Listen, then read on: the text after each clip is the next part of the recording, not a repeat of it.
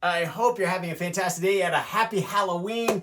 October turned out to be a fantastic month for you, and now we're off to the races into through the first third of the fourth quarter of the year. You know, it always sounds like a play to me. It always sounds like a football play or a rugby play or a soccer match, or for that matter, basketball and hockey, even though there aren't as many quarters as there are in those other games. But it doesn't hurt to look at our activities and to look at our professional development in the same capacity as those seasons, those playoff sessions, those quarters within the game, because it really determines how well we're doing at this snapshot moment in time.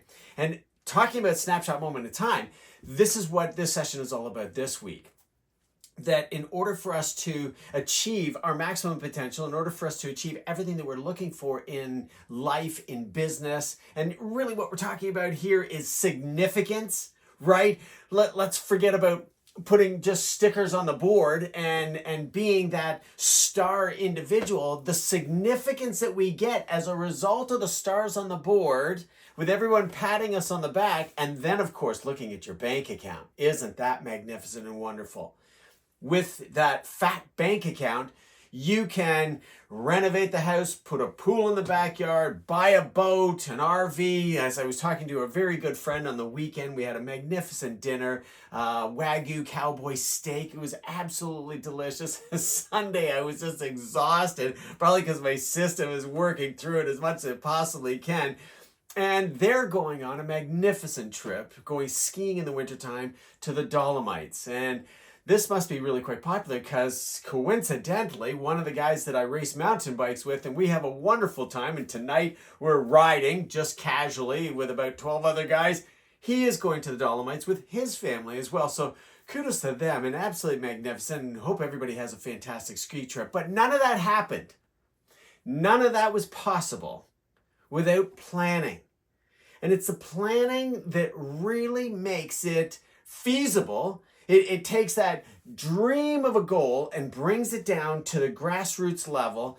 And it goes back to that old adage, right? That we see and hear all the time, but I never get tired of it. A goal without a plan is nothing more than a dream, right? How many of us dream? And I would encourage you to dream big and dream large and really think outside the proverbial 9 dots to have everything that you want in life. And what you may want is simply to break 10 digits, 10 vehicle sales per month. I get that. You may already be over the 10 and working at 15 and 18, or maybe you were at 15 and 18 before, like so many in the Auto Dealership Academy. That is our manifesto of one system of 3 phases and 9 steps to help you achieve your maximum potential, selling 10, 20, and 30 vehicles per month. Yeah, 30 vehicles per month. It is feasible. It is entirely possible in this month of November, which has much less than any other month's worth of working days, even though there isn't a holiday for us in Canada, but for those of us in the United States, yes, American Thanksgiving will be coming along. It is possible in this shorter month than so many others for you to sell 30 vehicles, especially now that we've gone through 1/3 of the fourth quarter of the year and we start to get into the seasonal change. I know what it's like. I went through it exactly as you have right now. As the nights get longer and the days get shorter, and the weather gets a little, we're not getting it right now. Oh my goodness. Right now, the weather is absolutely fantastic. And this is what is bringing consumers into the dealership. And you want to capitalize on that, because as the temperature changes and the Weather Channel is telling us we are going to go from summer to winter, there's going to be very little transition in between. And we're probably looking at that in the next few days, not weeks, not months anymore. Your plan to be able to hit 10, 20, 30 vehicles per month, and let's just focus on the 10 and the 20. Forget about the 30. That may be such an outlandish statement for me to make that it frustrates you. I get it. if you've never ever been close to a predictable consistency of at least 10 units per month, if you've never been close to a predictable consistency of 18, 19 vehicles per month, and maybe 25 is unreasonable and 30 is just a ridiculous concept and thought. And I'm not saying that to sell you on the manifesto. I will put a link below where you can book a 15-minute call with me, and 15 minutes could really change your life. I'll share a strategy with you immediately that you can capitalize on. But you can also ask me all the questions in the world that you want to know about this. What's this manifesto thing? What's this 3 steps and 3 phases and 9 steps? And how on earth does that, just the training alone, get me into 10, 20, and 30 vehicles per month? Well, this is what I'm sharing with you, our blueprint. And the beauty of the blueprint is that when you ask the question, how on earth does it really change things, is that there are 6 buckets that you want to be ensuring you are constantly filling your pipeline with each one of these opportunities. I like to call them buckets. It's an easier way for me to generate a physical metaphor that makes sense for you, that in each one of the buckets, like you would put water, marbles, sand, paper, recycling, whatever physical metaphor that you choose to associate with this, I just want to give you that visualization that your pipeline, that constant flow of traffic that all of you are asking for, of all the, link a comment below in Facebook, on YouTube, and in LinkedIn right here. Put a comment in below that what you really want, what I could help you with, what anybody could help you with, what Grant Cardone, Anthony Robbins, Dean Graziosi, Russell Brunson could help you with. That, I think, is all going to come back to the exact same conclusion. And that's what I'm getting from so many of the coaching sessions that we do within the manifesto. And it's like, this time of the year, I want leads. Closing and negotiation bill is really important, and I get it. Product presentations are super helpful, but without anybody to talk to, and this is what we start experiencing, right? I've been leading up and alluding to this all the tail end of the third quarter. I was going to say all fall, but the tail end of the third quarter, and now going into the fourth quarter, this time of the year, seasonality kicks in, and it's just natural. And then we have these holiday mile markers, which distract shoppers, and quite frankly, they distract us as well. And the worst thing that you can do, the most frustrating thing that happens to all of us, is showroom. And what I mean by showroom, just like showrooming happens with clients, and maybe you've heard of this term before, where they're in your showroom and they're looking at your product, and then they hop on their phone to see if they can get a better deal elsewhere. In the retail big box stores, it is so prevalent and such a grave concern because the barcode scanner, you can scan that with your phone and take you directly over to Shopify and Amazon and see what the best possible price is for the products on those services that you can get it for. And consequently, if you're standing in front of the product, and this really hit home for me with my bicycle store that I enjoy so much going into, and I always walk out with something. Now, I typically go in there to purchase something anyway, but there's another thing that you can get. As with any hobby, you just can't have enough of it. Those guys complain and get very frustrated with individuals that are purchasing high-end shoes. And shoes, I mean, that go from $200 to $600 cycling shoes. And they'll take a picture and scan the barcode on the box when they're not looking or when they're trying them on, just to see if they can purchase them somewhere else, such as Chain Reaction out of the UK, and they buy closeouts on all those things. And this is what happens in the showroom that customers do to you. Well, what you do when you are in the showroom is talking with one another. And I don't want to beat you up for it, but I just walked into 3 dealerships this week, and that's exactly what was happening. So be cognizant of the amount of time that you waste. Be cognizant of the amount of time that the time bandits steal from you. And those, unfortunately, are some of your colleagues. And while I'm not suggesting for a second that you become antisocial, you just want to make sure that you are getting everything that you should possibly done everything you possibly can get done in the period of time that you've got. In fact, these 6 buckets of opportunities where you're filling your pipeline, always ensuring that you have a constant flow of shoppers every single month so that you can hit those 20s, means that you've got to get more done in 4.5 hours than what every other average ordinary automobile salesperson is doing all day, week, month, quarter, even the year long. You've got to get more done in that amount of time. So when you showroom, you are only looking after the walk-ins and the phone in and the e-leads. And while these are very, very important customers,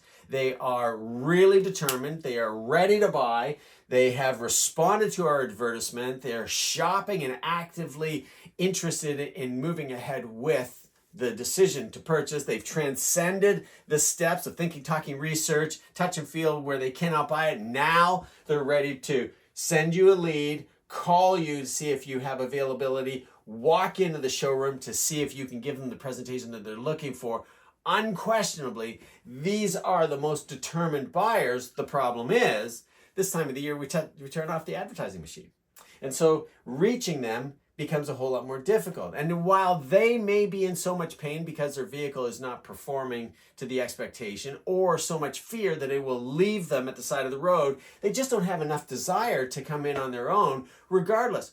Whether they do come in on their own, whether they respond to an advertisement, or they simply are passing by, the problem with this traffic right here is that you have no control over while you are trying to create the lifestyle that you would like to lead. The dream job that we all say when people say, how's it going? How are you doing? You know, one statement I think really needs to come to an end is living the dream.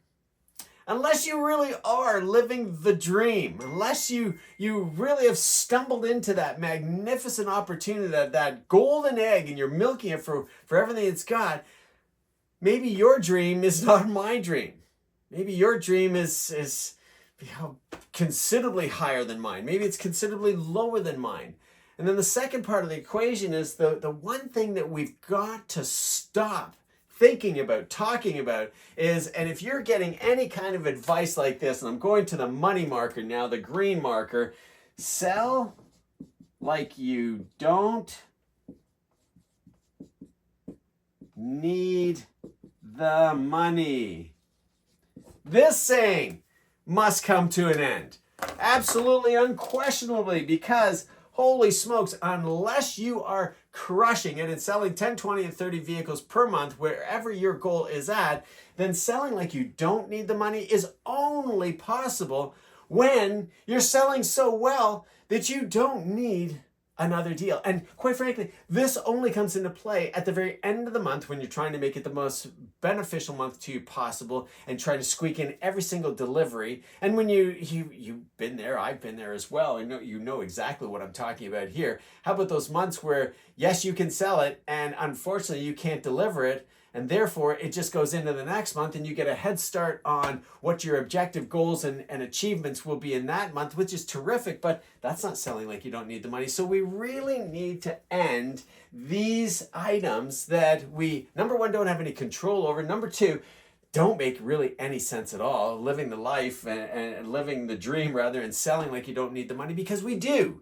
We all want the money, we need the money, and it doesn't hurt to tell the customer that I'm driven by performance. Even if you are paid a small salary or a big salary for that matter, and you are incentivized for hitting certain thresholds and targets, and even just selling accessories on your vehicles, which would incentivize you, it's okay to admit that. Maybe not to every single one of the buyer profiles that we talk about in the Dynamic Buyer Odyssey, but here, when we're developing our plan for the month and our plan for the last quarter of the year, and where we're looking at our numbers and saying, I need to deliver 15, 18, 20, 25 vehicles per month in order for me to hit my objective, which could be volume, or it could be income, or it's probably a combination of the two, because when you sell, you get paid. Now, if you're selling and just delivering vehicles for the purpose of putting stickers on the board, therefore you're negotiating away your gross, that's not great. You're going to put in the same amount of effort into those deals as you could just by stepping back, building the proper value bridge, telling customers no with certainty and no question in your mind. Look, they know how much the vehicle costs. When you tell them no, you can't do it for that, it's not a surprise. When they ask you what's the best that you can do on this particular vehicle, it is no surprise that you don't have a whole lot of wiggle room. If you saw my post this past week with the Badger reposting that fantastic commercial that was done eons ago, we had so much activity on Instagram on it. It was just a buzz of like, okay, we've got to repurpose some of that material, which I didn't invent, by the way. I'm not taking any credit for it. It was just so entertaining because, yeah, in so many instances, average, ordinary automobile salespeople working in the showroom, which, by the way, are these two first buckets, right? When I say there's 6 opportunities, these are the 2 that you don't have any control over. And these are the 2 that we get tarnished with that brush of being a used car salesperson or a car salesperson. I was going to preface it with something else, but I don't need to. I think you can let your mind wander and conjure up some of the negative connotations that we might have in the industry. That, the really interesting part about those negative connotations is the majority of people really like us. The majority of people want to come into an automobile dealership and go through the process of selecting the perfect vehicle for them to drive home.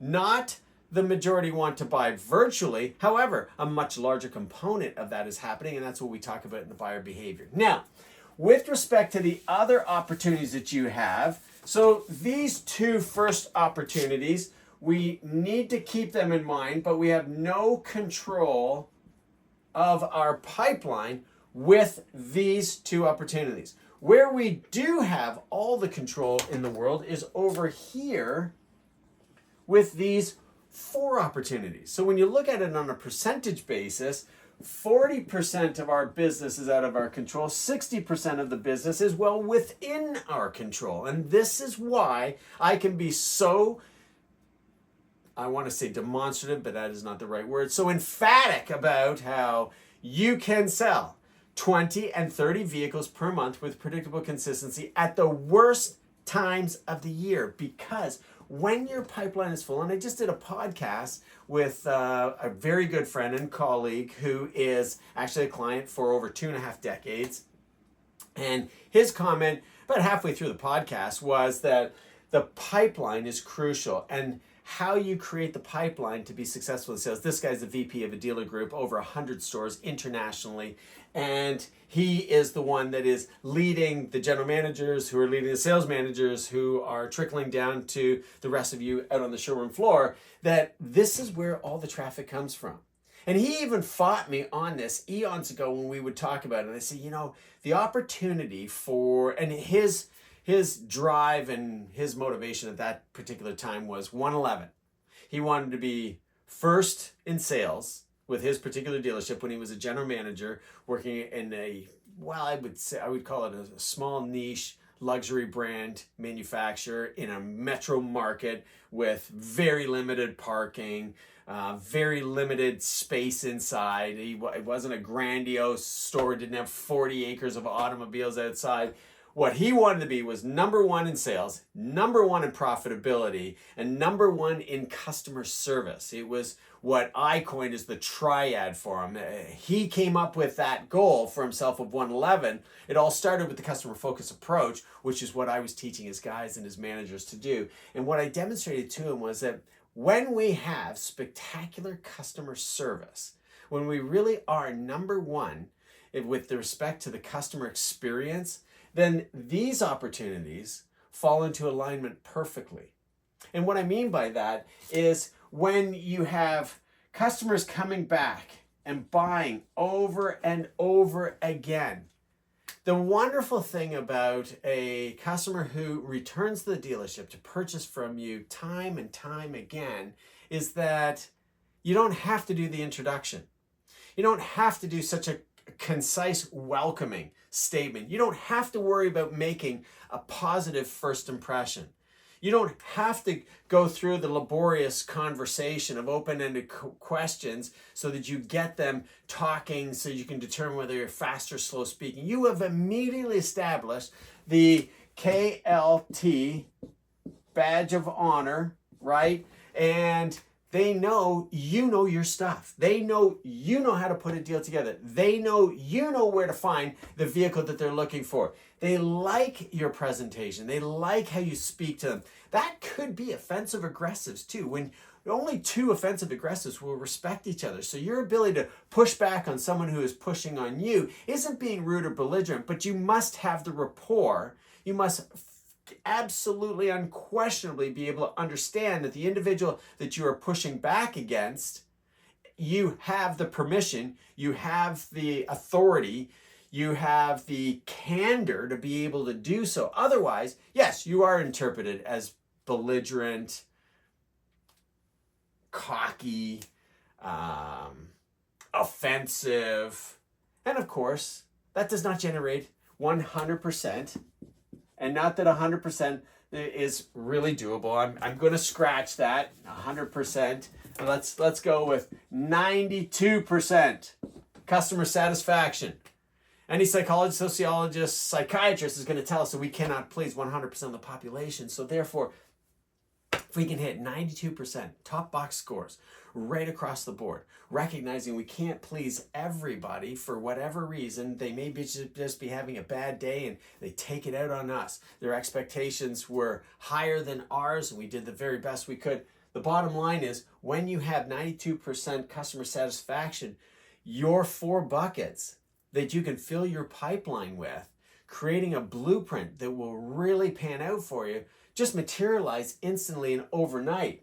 So repeat customers are magnificent. Here's the next one. When customers will go out of their way to tell people about how wonderful you were, word of mouth advertising is the most inexpensive advertising in the entire world. It is the best definition of guerrilla advertising and marketing, and it is the easiest one for you to implement immediately and overnight.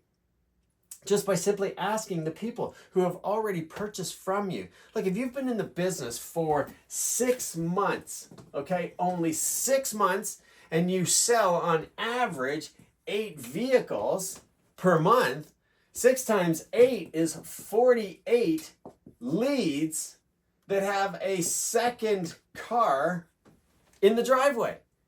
This is how easy it is for you to sell 20 vehicles at one of the worst months, next to December and January and February for that much. We're moving into that time of the season, and really, quite frankly, it doesn't matter whether you live in Nunavut in Canada or you live in Sarasota in Florida. At this time of the year, people finishing the year off and buying gifts and going on lavish trips, and for the people in the northern 48 states, and in Canada going to the south to get a little bit of warm weather, and for those that are already down there that have spent lots of money on Christmas and maybe they want to go somewhere else, maybe skiing in the American West or the Canadian West or to Europe. I'm talking with someone on Instagram yesterday, and she is an influencer, skincare specialist, really likes the training and the teaching that I have put together, and we connected on LinkedIn because we share a lot of common clients and connections. And she said, I see that you ski. I absolutely love skiing in Europe, particularly Switzerland. I said, I've never skied Switzerland, but I've skied France, Val Thorens, Chamonix, Courchevel, Mirabel. I love those areas. But she said the next post, oh, those places are incredible. I'd love to know more about that. She said, where's your favorite place to ski then? I said, I really like the North American West. I really like the Canadian West, in fact. The Monashis are my favorite. They get the most amount of snow. Watch any Warren Miller film, they'll tell you how fantastic it is. The powder skiing is great. The extreme skiing is unbelievable. But it's not what you came here to find all about. The purpose was we shared a common interest, some common ground about that. It's great to have that dialogue going back and forth, because this is how we get the second car in the family. We don't need to build that relationship as we have to work at it so hard with the traffic that we don't control. This at the traffic that we do control, word of mouth advertising, with us talking about skiing and skis and boots and equipment and places to go, I could recommend lots of hotels that I have stayed in, and obviously the brands that I like in terms of boots and ski equipment. You get the very same thing with automobile sales. And here's the difference. You've just got to start the conversation. It's not like you have to walk around with commission breath always telling everybody that you sell automobiles. This is one of the buckets that you need to focus on, and this is how our blueprint works. We map it all out for you. I'm going to show you what the math looks like in a second. But with only 6 months on the floor and 8 vehicles per month, if you're desperately struggling to break through double digits, I can definitely help you. Click the link below, book a 15-minute call. You've got 48 people that the know, like, and trust badge of honor is firmly stamped on your chest, and you want to capitalize and take advantage of that. Now, word of mouth is great.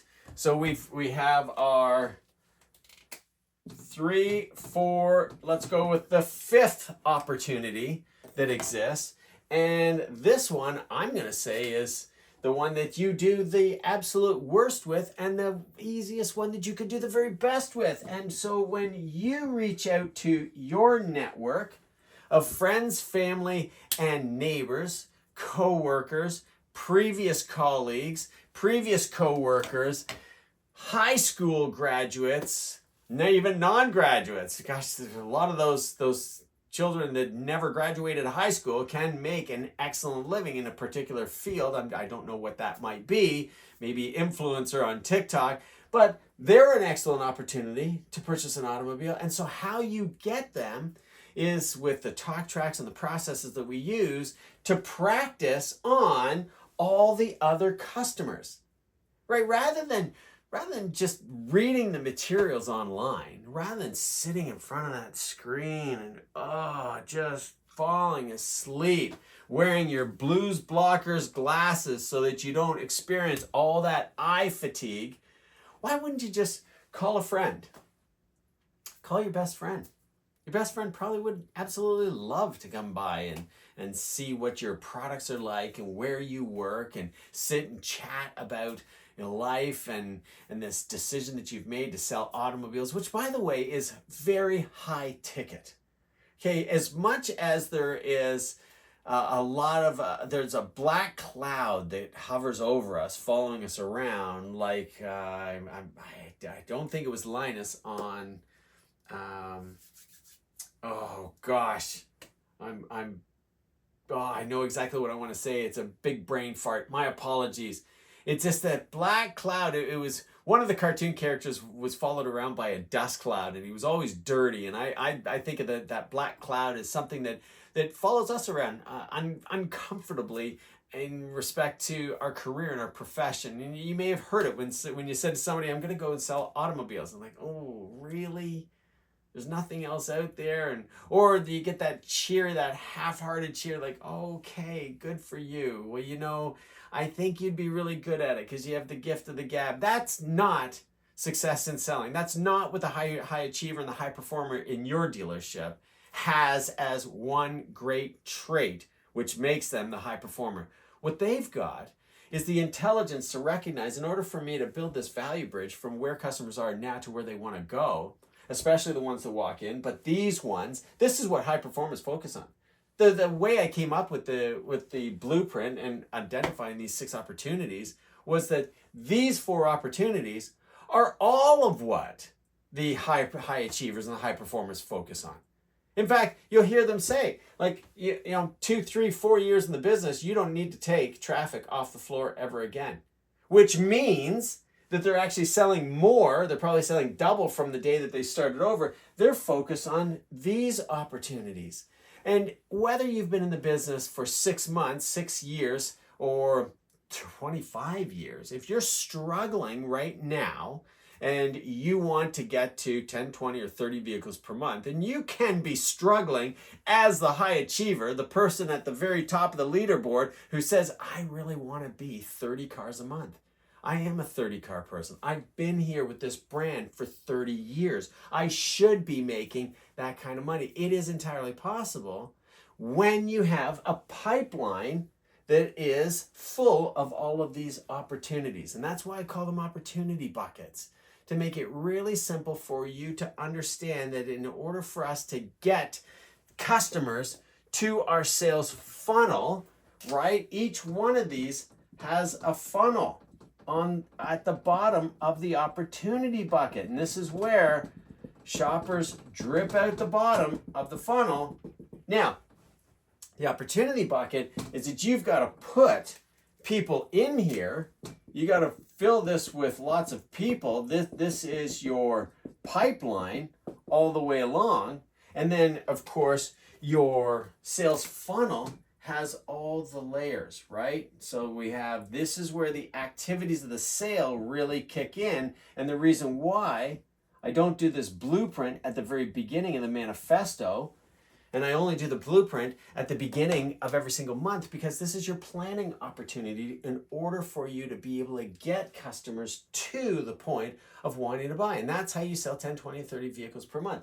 You've identified and qualified the best buyers, these repeats, these word of mouth advertising opportunities, your friends, family, relatives, previous coworkers, previous high school, college, university friends. And I know what you're saying.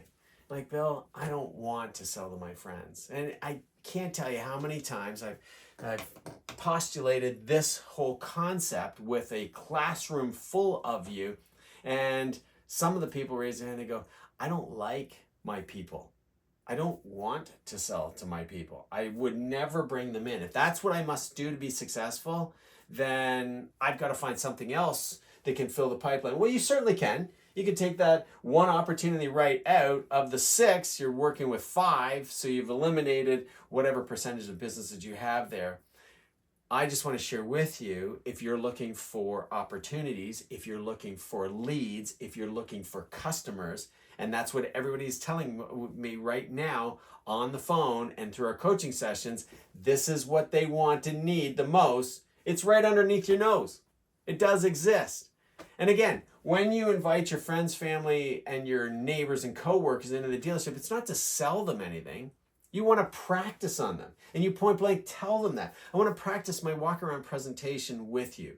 I want to practice my demonstration drive presentation with it. I want to practice my delivery presentation when people are picking up their vehicle and taking it away. And while you're practicing that, you can practice your trial closing. And that is the sales funnel that you take them through. And you say, hey, you know what, come on in, sit down at the desk. Let me show you everything that we have on inventory so we can pick the right one that you would like to know a little bit about, and we'll take it for a drive. That's exactly what you would do with the walk-ins, the phone-ins, and the e-leads. This is where networking really comes into play, because don't be surprised. Don't be surprised for 1 second if that individual that you've brought in to practice on looks at the vehicle and says, now, how much is it? You know, like that, if I were really in the market to purchase an automobile from you, that is a question that I would undoubtedly want you to address at some point in time. Some point in time, I'm going to ask, how much would it cost? And so if you quote MSRP, or if you quote the big number, right? If this is a pickup truck, it's 70,000 something or other, right? Then you're going to scare them away. They're going to be like, holy smokes, especially if they've never driven that automobile, especially if it's a luxury brand. What you do want to do is make life easier for yourself. And again, this is where you practice with your network by reducing it to the ridiculous. And so you know full well, $70,000 probably works out to be $385 bi-weekly. And that's what you get their approval on. Now, you don't have to be absolutely certain it's $385 a month, because the individual that you're selling to didn't actually come in as a predetermined buyer.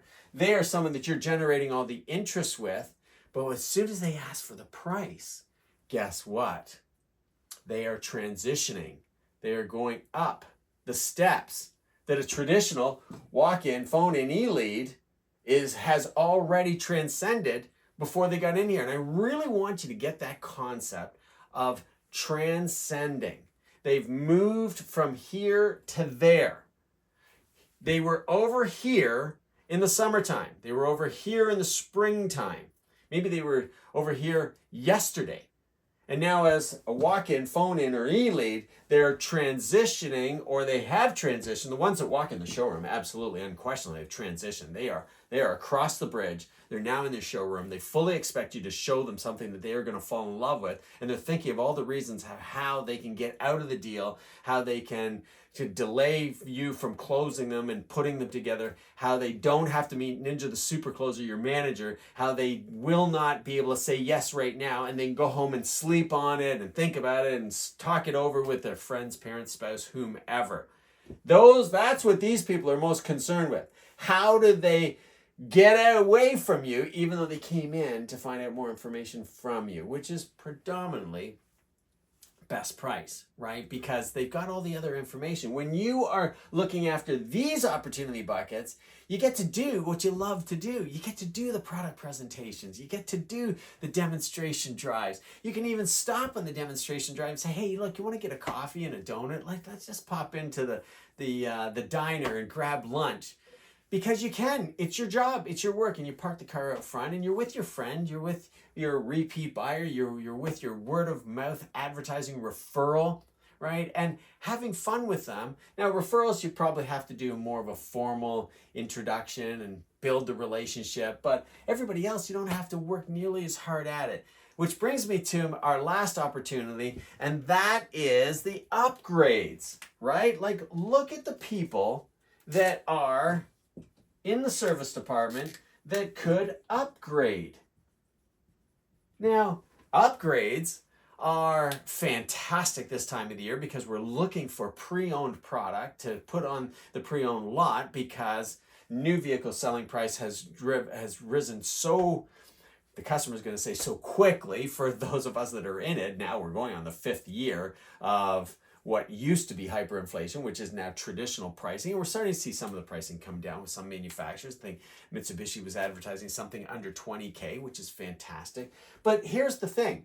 With these customers that are in the service department or customers that are driving around on the roadway, you see a really nice 4-year-old vehicle that, assuming it's been driven 20,000 kilometers per month, 12 to 15,000 miles per year, not per month, 20,000 kilometers per year, 10 to 15,000 miles per year. That's a really fantastic trade, isn't it? That would be a prime unit that you could probably sell. And this is what I call double ending your deals too. So you not only upgrade them into shiny, faster, newer, of the latest and greatest technology, protected by a warranty at the same payment or slightly higher, could be even lower. If they go to a model down and they actually want to lower their expenses, you could probably help them with that too. But unless we think about how to fill this opportunity of upgrades, then you're not driving around looking for them.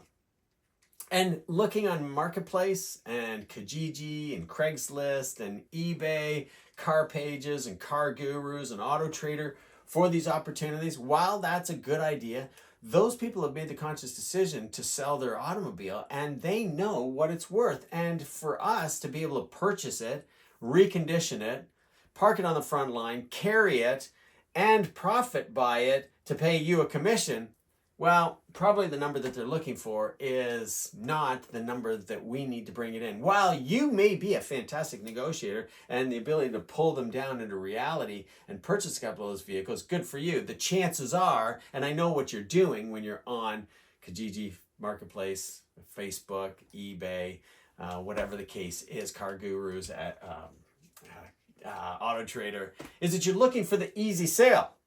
Who doesn't know what their vehicle is worth? And it's under the market, and I can snatch that one, pull it into here, get paid by the used car manager a commission for finding it, and we're off to the races. Okay, but that's not really what your business card reads. Your business card reads car salesman. It doesn't read car buyer. The car buyer is the used car pre-owned manager. They're the ones that should be looking for that and doing that job. And they have much better resources than you and I have, especially the auction and wholesalers and the industry in general, lease returns and fleet returns. So treat the upgrades as individuals that are not in the market looking to buy. They have not been influenced by advertising, by going to Marketplace and Kijiji and Craigslist and AutoTrader and Car Pages and Car Gurus. Those people have already educated themselves. And so you may just find the activity and the effort frustrating. Then go the other way to fill that opportunity with service department leads, with cars parked in the Costco parking lot, the Walmart parking lot. Wander through the parking lot with a piece of paper or just your business cards and write on your business card, I'd like to buy your car. Tuck it on the windshield. Write it on a blank piece of paper. I'd like to buy your car. Put your telephone number on it. Put it on the windshield. You're looking for 4, 5, 6-year-old cars. Don't go looking for 16, 18, 19-year-old vehicles. They're keeping that automobile for a reason. Go to the ones that currently have a biweekly payment that is going to be very easy for you to at least be close to, or if anything, just be slightly higher than. And this is how you can sell 10, 20, and 30 vehicles per month with predictable consistency. So let's have a look at how the numbers really work out. If you were to follow my suggestions here and actually try to get these people, well, you're going to see, pardon me. Let's back it up a step. Let's go with our goal without a plan is nothing more than a dream. So we want to sell is 14 vehicles. Reasonable? Is that reasonable for everybody? 14 vehicles in a month. Would that produce a decent income? You know, at $1,000 commission, you're making 14 grand. At half of that, you're making 7 grand. At a quarter of that, you're making 3,500. Right? So it could be anywhere from 14K down to 3,500 per month income. This is the goal, right? And now we need a plan in order to be able to accomplish that. So at 14, let's say, for instance, you sell 2 vehicles out of the showroom. Is that reasonable to expect? And these are, I probably should put down over here so you can follow along. Sales, and you can write this down if you wish. Sales, so we're going to sell in the first opportunity 2 vehicles. Now, most of our customers, correct me if I'm wrong, are contacting us via the telephone, right? They're not necessarily walking into the showroom. Many of them are, but most of them are calling in looking for advice, consultation, availability, and then they will come in, right? So is it reasonable for me to expect, and I'm going to lump the e-leads in with our phone calls, because an e-lead generally turns into a phone call, and that turns into a showroom visit. The showroom visit you didn't have any contact with before. They just simply walked in. They want to know more information about an automobile. So is it okay that I say, we get 2 sales? 2 sales from e-leads and phone. When you look at it in this capacity, this is the reason why average ordinary automobile salespeople struggle. This is the reason why turnover is so high, because the volume of traffic this time of the year and throughout the year it dictates how many vehicles that you're going to sell.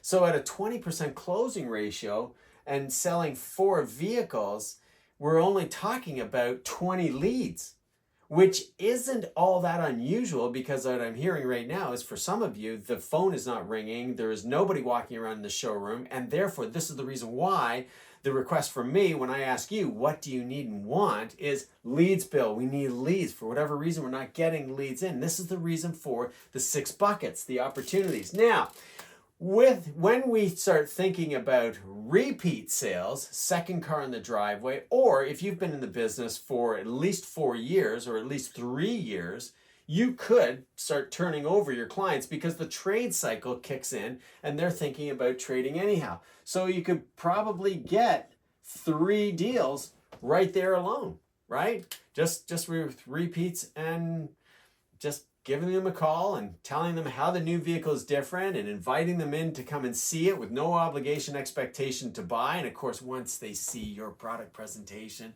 and you take them from what their vehicle isn't doing right now to what the new one can do, they will absolutely, unquestionably want it. The only reason they're coming in is because it's newer, shiny, faster, of the latest and greatest technology with better fuel economy and a warranty to boot. That is the best part of the whole thing, a totally protected payment.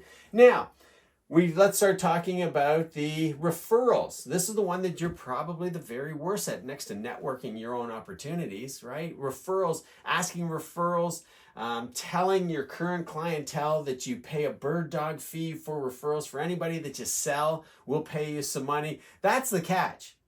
For anyone that we sell, we will pay a catch. It's the great if. If I sell them, we will then reward you. First of all, I'm not beating up the referral program. It is terrific. It's wonderful. But even at $400, is it enough for people to go out of their way to want to refer you? Now, in the manifesto, we share with you how to leverage the $400 referral plan, which I think is absolutely terrific. But you can't just say to someone, we'll pay you $400 if you send me a client. And if they're an achiever type buyer, well, it'll just never happen. I can tell you why in the manifesto. Now, when we talk about the referrals that you're going to get, is it reasonable to expect that you'll get just as many referrals as you will get walking in the showroom? You don't need the same volume. So if a 20% closing ratio requires 10 leads, then you could get away with 4 referrals, and these referrals would only be in market. Now, anybody that is going to send you a referral, especially the way that you ask is so much more effective, you're going to be able to sell them. So is it unreasonable for us to expect that we could sell 2 people if we have a dynamite message that we can convey that makes it worthwhile for someone to go out of their way and recommend that they go and see you because your customer heard that someone else is interested in purchasing an automobile? Look, if there's so many bad car salespeople out there, if car sales as a career is so bad and terrible, then all of your clients that have purchased should definitely want any friend, family, relative, coworker, or neighbor to deal with you. And therefore, your name must be top of mind. And this is what we talk about in the manifesto to make sure that you get this, because it's the messaging that is so much more important. It's not the pricing. The pricing is absolutely necessary, and they know how much they cost. Now, networking is another opportunity. Is it reasonable to expect that maybe, how many of your people would come in? Could you get one sale? I'm not going to blow sunshine up your behind here, okay? I'm not going to run away with outlandish figures like let's sell 5 and 5 and 4 and 3 and 20. That's not how it works.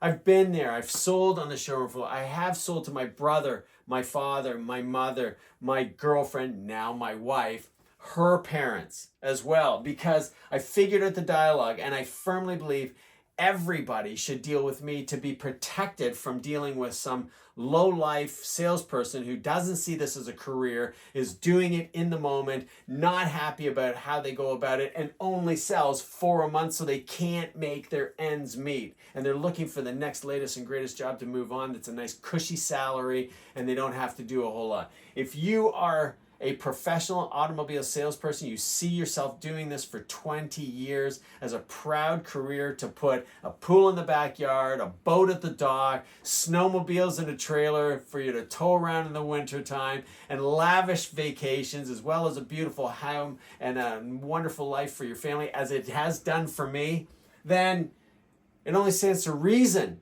that you should protect your friends, family, relatives, co-workers, neighbors, previous colleagues, school chums and friends and best friends from going to somebody else.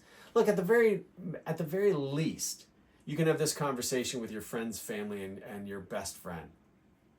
If they are going to buy an automobile and they're going to pay anybody a profit for that automobile, and they do, right? Unquestionably, they purchase it wherever they buy it, except for private sale, but whatever automobile dealership they purchase from, There is going to be profit involved. Why on earth wouldn't they want that profit going to you? See, you don't always have to have the lowest price. Family doesn't have to get the friends and family pricing. While employee pricing is a fantastic marketing and advertising campaign, it only comes around once a year. It's only available for a very brief period of time where you can make friends and family pricing available to your clientele all the time, and you don't necessarily have to be the lowest possible price. Because friends and family, when they see you build the value bridge from where they are now to where they're going to be, that you're just not pitching a price and asking them, do you want to buy it? Because there's no value in delivering up a price. That is the reason why they shop you. That is the reason why they don't feel that the value that you bring to the table is worthwhile, and they do go to strangers. When you do it correctly, they will buy from you, and then they will refer you, and then they will repeat the second vehicle in the driveway. So what do we have so far? Now, we're talking about 2, 4, 6, 9, 10. And then is it unreasonable for me to suggest that you can get 4 service department? Maybe it's just 2 out of the service department and 2 automobiles. From driving out around on the roadway where you pull into a parking lot and you make you create an objective for yourself on a daily basis. Like I have an objective to make 50 dealer calls a day. 50. Put that into perspective for you. I have to block off 3 hours per day when I can't be editing videos. I can't be doing live training like this. Tomorrow we have a live session with the members of the manifesto at 10 o'clock in the morning. I can't be preparing for either this session or tomorrow's session, which are always different. I can't be fielding telephone calls of folks like yourself that would like to know a whole lot more about this. I need to make 50 calls a day in order for me to create the income and the life that I want to achieve. When you drive around on the roadway, if you made an objective for yourself to hand out 2 business cards to strangers, it's so easy to do when you park your automobile and somebody looks over at the car and you smile at them. And they're probably going to feel a little awkward and guilty that they looked at you and they go, nice car. And you go, hey, well, thanks a lot. It's a demonstrator, or it's not mine, it is the dealership's, or it's the manufacturer's. I represent the manufacturer. They go, oh, wow, you work for Mercedes-Benz, BMW, Audi, Cadillac, Chevrolet, Honda, Toyota, Nissan, and Mitsubishi, Mazda, Infiniti. The list goes on. Lexus, right? Chevrolet. No, I work at the dealership and I'm in the sales department and I help people get a wonderful automobile at a fantastic price so that they don't get the surprise of a gigantic maintenance bill coming down the pipe, because they are mechanical entities and at some point the warranty runs out and Murphy's Law prevails and then they have a disaster. But that's why I'm driving such a nice vehicle. And then get your business card out of your pocket, because you planted the seed that they're driving around in an unprotected payment where Murphy's Law will prevail and they could have a disaster. And they could be thinking the very same thing themselves.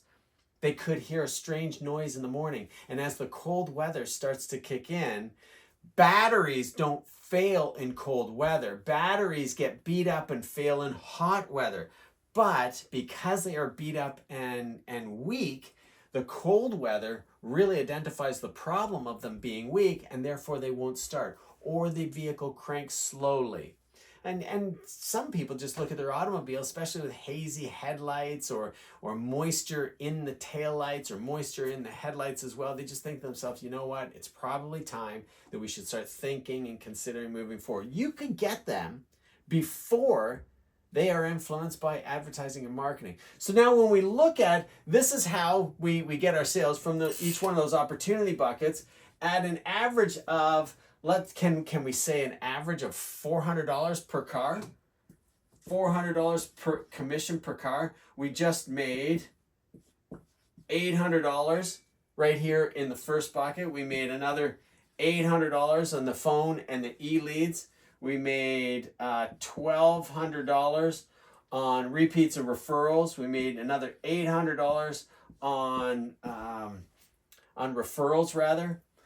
These are the repeats at $1,200. We made only $400 on friends, family, and relatives, and we made $1,600 on the service department upgrades and parking lot opportunities and calling people in marketplace and just having fun with it. Practicing your negotiation skills can be really enjoyable. Ask them to drive it by so you can have a look at it and be candid with them. I work at an automobile dealership, and we're looking for a great used product, but I saw your vehicle and I would even consider buying for myself. Would you sell it to me? They drive in, they have a look at what you've got. Maybe they've got their eye on a pre-owned vehicle already that they'd like to go to, and you have something comparable that you can bring them in and interrupt that shopping pattern. The bottom line is, when we add it all up, 800, 1,600, 2,800, 3,600, 4,000, $5,600 is what you can make in November at what I think is an average ordinary selling commission that you could actually do better, because these opportunities recognize the effort that you put into what you're doing and really appreciate you for who you are. I don't know why I stumbled on that so brutally. The really fascinating thing is, I had a salesperson that was a student for a long time, well over a decade. And he was a high performer, but inconsistently. So his track record would be like a roller coaster. He had been a manager. He was a salesperson that sold really, really well, then a manager. Then that didn't work out, and he became a salesperson again. And then he went and took an assistant sales manager's role once again. That's what he thought he really wanted, and it didn't work out. And then he became a salesperson. It didn't work out there. And lo and behold, I met him at the first management opportunity that he had, and then coached him through back into automobile sales, and he became a high performer in that particular store. And then he moved on, and we lost touch for a little while. And sure enough, he shows up at one of the dealers that is a client of mine and had been for a very long period of time. And we were going through the planning. And at the time, I wasn't calling it the blueprint. I was calling it the playbook. And he said, Bill, the problem with planning is that every time I plan, the plan doesn't work out. And I thought, okay, is that the excuse? Is that the reason not to plan then, that your plan didn't work out? Or have you just got a dream and a goal with no plan to get there, and therefore it's just a dream, which doesn't make it a goal, because a goal without a plan is nothing more than a dream. If you're dreaming of selling 25 cars this month and you've been averaging this year 4 a month, then you've got a dream at 25, unless you have such a robust plan that I'm not privy to. And you can absolutely fill these opportunity buckets, and you figured it out and nobody else is doing it. And you're leveraging ChatGPT to create your 32 email sequences for each one of your follow-ups, so that these people definitely come into the fray. And then you are posting on a regular basis, both in your own personal profile and marketplace, but more importantly, just posting on each one of the platforms, leveraging something like a scheduler so that you can get more done in 4.5 hours than everybody else does. Then kudos to you. My hat goes off to you. But if you've been averaging 4 and you need to sell 25 this month and 25 next month, then yes, just like my friend Mike, when you set a goal and you plan to accomplish it, but you don't have a delineated plan like this by chunking it down, then yeah, you're going to be disappointed. And you're going to believe that the problem with setting goals for you is the planning. No, it's in the execution. You didn't actually do it in this capacity, because here's what you need to do next. From each one of these, you bring it down to, based on your closing ratio, and if it was 20%, then you need to find 20 people to put your card on. If you're selling 20% of your friends, family, and relatives, let's keep it nice and easy. I think a 20% closing ratio is terrible. I think it's an enormous amount of work, because look, you got to bring in 5 of them. If you could get to a 50% closing ratio, wouldn't that be terrific? Look at this, 10, and then 15, and another 10, and another 10 in a showroom. Now, these ones you're probably going to be able to accomplish, because that's what the dealership is known for, and the brand will create that awareness anyhow. But this is where the work starts to kick in. I know you probably believe me that this is doable and the numbers are nice and small and it's reasonable, but this is what happens when you have a 1 in 5 or a 20% closing ratio. You have to have big numbers. The reality is these people close it considerably better because the National Automobile Dealers Association tells us that. They track these numbers. This one probably closes it considerably better, and this does too. So at the same time, while I'm sharing this with you, that is what a 20% closing ratio will do, this is your plan. If your closing ratio is 1 in 2, if your closing ratio is 1 in 3, if your closing ratio is 1 in 4, these are the metrics that you want to always be fully aware of so that you can create this plan and this plan in order for you to be able to make these kinds of dollars. Think of it this way. If the advertising machine gets totally turned off, and in the very early stages of my career, that's exactly what happened. We went into the worst recession since the Great Depression. Taxes escalated very quickly because the governments had to do so, because the government had spent too much money, a little like what we're currently going through now. And consequently, nobody was doing any advertising. Brands weren't, dealers weren't, and that was because consumers were just not coming in to buy because they could hardly afford the payments that they currently had. This isn't 2008, by the way. This was much earlier than that. And of course, we saw what happened in the meltdown in 2008. If nobody comes in, if these opportunities do not exist whatsoever for you, look at what you can generate with traffic that you can control. This is traffic, again, you do not control. You could put 10 deals on the board. This is why I am so confident when I say to sell 10, 20, and 30 vehicles per month with predictable consistency is so doable. You will not be able to do so if you're trying to figure it out on your own. It'll take you 20 years, as it takes so many others. And in many cases, they never do figure it out. It's just those individuals persevere and stay at the dealership long enough, they get all the orphans and they get the repeats because they have just been there long enough. That is not the career path I think is most successful for you to take. But when you look at the opportunity buckets and you do the activities that lead to filling those up, and then with each one of those individuals that come into your funnel, we're doing the activities that lead to the sale, your closing ratio goes from 1 in 10 to 1 in 5 to 1 in 4 to 1 in 3 to 1 in 2. That's when you start to work smarter, not harder. That should be your goal. Not to sell 14 vehicles. How do I get to a 1 in 2 closing ratio? When you hit 1 in 2 closing ratio, you need less than 30 leads in 1 month to sell 14 automobiles that will pay you more, because at a 1 in 2 closing ratio, you definitely know how to take people across that value bridge from what their old vehicle's not doing to what the new one will do.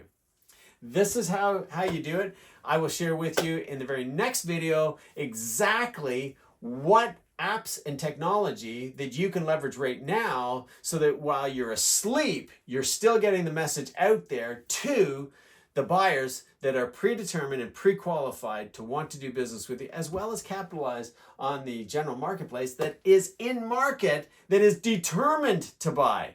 Thanks so much for watching this. Be sure to look for Leveraging Apps and Technology next week, where we dive into those various features. My name is Bill Harvey. Feel free to book a call with me. If you can't wait for next week and you want to know what to do right now, what to post, how to post it, what message, not taking pictures of vehicles like we are right now, not just taking pictures of deliveries and thanking your clients for taking delivery. That is great. That is all social proof. I will advocate that that's a good idea. But in order for you to sell more, that is not the message that buyers are looking for. Albeit they'll pat you on the back, and the buyers that did take delivery feel good of the picture that you took of their vehicle.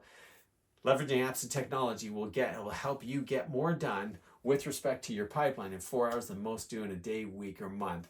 Again, my name is Bill Harvey with the Auto Dealership Academy. Thank you so much. In the Auto Sales Academy on Facebook. Join me next class for Leveraging Apps and Technology.